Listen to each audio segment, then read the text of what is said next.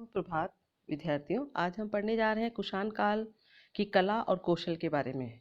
विद्यार्थियों, हमने कुषाण शासक कनिष्क के बारे में पढ़ा था और मौर्य साम्राज्य के पतन के बाद भारत में विदेशी जातियों का आक्रमण शुरू हो गया था।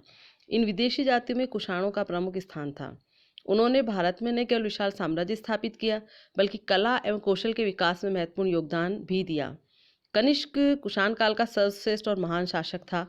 उसके शासनकाल में स्थायित्व एवं समृद्धि विद्यमान थी, अतः कला के विकास के लिए अनुकूल परिस्थितियां मौजूद थी।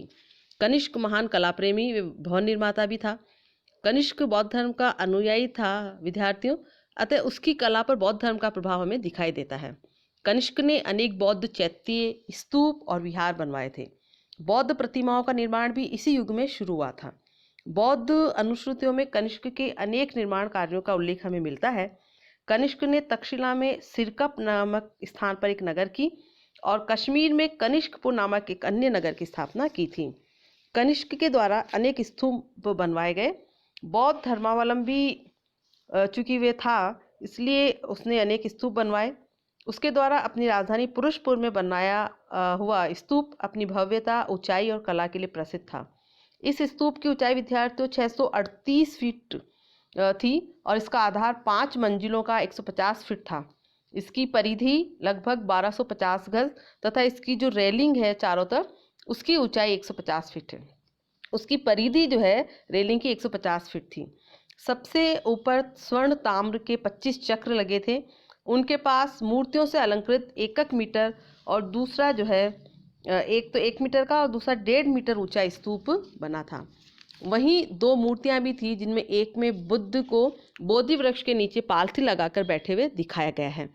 कनिष्क ने विद्यार्थियों पेशावर के अलावा तक्षशिला, पुष्कलावती, नगरहार, स्वात की घाटी आदि अनेक स्थानों पर स्तूप बनवाए। तक्षशिला का धर्मराज की स्तूप अपने वैभव के लिए प्रसिद्ध था। उत्तर पश्चिमी भारत में कनिष्क काल में निर्मित स्तूप की रचना एक ऊंचे चबूतरे पर बेलनाकार रूप में की जाती थी। चबूतरे के चारों ओर सोपान यानी सीढ़ियां बनाई जाती थी। यहाँ के स्तूप का बेलनाकार भाग उत्तर भारतीय अथवा दक्षिण के स्तूपों से ऊंचा होता था तथा उसके मध्य में स्थित दंड यानी छड़ में अनेक छत्र लगाए जाते थे। वास्तु एवं शिल्प कौशल की दृष्टि से इन स्तूपों का सबसे महत्वपूर्ण भाग उसका चबूतरा था, जिसके चारों ओर सलेटी या मिट्टी की बुद्ध मूर्तियां स्थापित की जाती थी। कनिष्क द्वारा बनवाए गए अधिकांश स्तूप अब नष्ट हो गए हैं, लेकिन स्तूपों की दीवारों पर बनी बुद्ध मूर्तियां बड़ी संख्या में प्राप्त हुई हैं। अब मैं आपको बताना चाहूँगी चैत्यों के बारे में। विद्यार्थियों, बौद्ध धर्म में जो बौद्ध संघ का चैत्य गृह होता था, उसे पूजा गृह जो होता था उसे चैत्य कहा जाता था। चैत्य में विस्तृत सदन यानी हॉल होता था, जिसमें बौद्ध उपासक और भिक्षु एकत्र होते थे। सदन के दूसरे छोर पर स्तूप होता था। कनिष्क के काल में निर्मित सबसे प्रभावशाली और कला की दृष्टि से अनुपम जो चैत्य है वह काले का चैत्य गृह हीनयान संप्रदाय का एक आदर्श वास्तु का नमूना है। यहाँ मंडप में उत्कीर्ण एक लेख के अनुसार यह जम्बू द्वीप का सर्वोत्तम चैत्य गृह समझा जाता था। इसकी ये जो है 124 फीट लंबा, 46 फीट चौड़ा और 45 फीट ऊंचा है। इसका प्रवेश द्वार 2 मंजिला बना हुआ है। ऊपर के भाग में एक विशाल कीर्तिमुख बना हुआ है। इसका चैत्य सदन विस्तृत है, जिसमें अष्टकोणीय आकृति के कलात्मक स्तंभ है। कुषाण काल में हीनयान और महायान संप्रदाय के अनेक चैत्य बनाए गए। स्वयं कनिष्क महायान संप्रदाय का अनुयायी था, अतः महायान संप्रदाय के चैत्य अधिक भव्य और कलात्मक बने।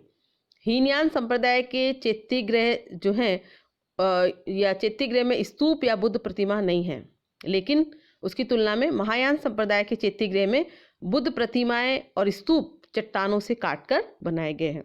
अब हम बात करेंगे कुषाण काल में बनवाए गए विहारों की। विद्यार्थियों, विहार वह स्थान था जहां बौद्ध संघ निवास करता था, यानी बौद्ध भिक्षु रहते थे। ये एक प्रकार से मठ जैसे ही थे। कनिष्क के काल में अनेक जगहों पर विहार बनवाए गए थे। इनमें बड़ी संख्या में बौद्ध भिक्षु रहते थे। इनमें जो सबसे दर्शनीय है विहार वह है भाजा का दरी विहार। यह पूना के पास पश्चिमी घाट की पहाड़ियों में स्थित है।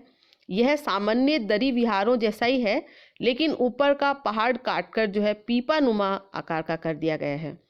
उसकी दीवारें, स्तंभ आदि कटाव की मूर्तियों से भरी हुई है और ये मूर्तियां विद्यार्थियों अनुपम सजीवता लिए हुए हैं। चैत्य और विहारों की स्थापत्य कला के संदर्भ में महत्वपूर्ण तथ्य यह है कि यह जो है एक ही पत्थर में उत्खनित किए गए हैं, यानी एक ही पत्थर को काटकर इन चैत्यों और विहारों का निर्माण किया गया है। ये चैत्यगृह और विहार इतने विशाल और उनकी छतें इतनी ऊंची हैं कि इनमें प्रवेश करने पर बौद्धों की देवी सत्ता की भव्यता का एहसास होता है। विद्यार्थियों, कुषाण काल की एक महत्वपूर्ण ऐतिहासिक उपलब्धि यह थी कि उस काल में भारत में कला की 2 स्वतंत्र शैलियों का विकास हुआ। ये शैलियां हैं मथुरा कला शैली और गांधार कला शैली, जिनकी चर्चा हम अपने अगले वीडियो में करेंगे। धन्यवाद।